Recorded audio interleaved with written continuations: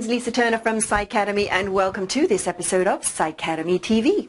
In today's episode, we are exploring emotions, negative emotions, all that pain, shame, anger, sadness, hurt, fear, guilt, and any other painful and negative emotion you care to think about, or not. So what are emotions? Why do we feel them? And how do we get over them? How do we stop the pain? How do we alleviate that pain?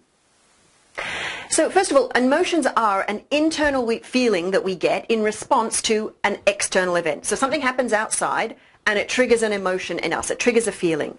And here's why we get that feeling, and here's why that feeling is either good or bad. Imagine that everyone's got this kind of roadmap or series of rules inside their head, inside their neurology. Now when you get an external event that matches your roadmap, that feels good. You say, this is right. I'm expecting this. It feels good. But when you get something that kind of conflicts with that map, it clashes with your roadmap, with your series of rules, what happens is energy can't flow or information can't flow through your neurology because you don't have a map for it. It doesn't match the map. So you get this kind of clashing of information trying to flow where there's no place for it to go. So it creates that feeling of pain or anger or fear. So how do you avoid negative emotions? Well, the old idea would be you just avoided those external events that didn't match your neurology, that didn't match your map. Now, that's a very restrictive way of thinking about the world, because what that means is you would only ever have smaller and smaller and fewer experiences that you would be able to handle.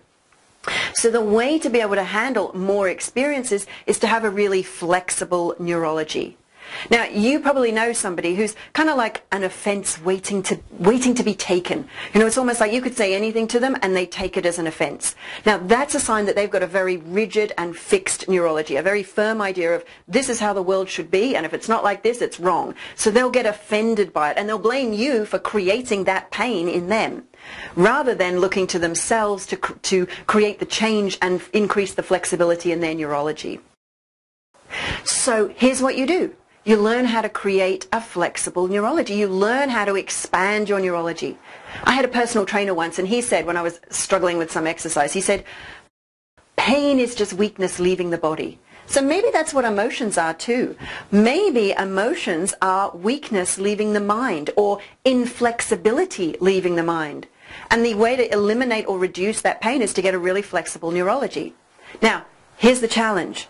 One of the things that causes a rigid neurology are negative emotions from the past. So negative emotions from the past get stored in the neurology, kind of locking it up, so that there are more and more events that cause and trigger those painful emotions. So what do you need to do? You need to learn how to release them. Coming up in a future episode of PsyCademy TV, we'll share all about how to do that. Bye for now.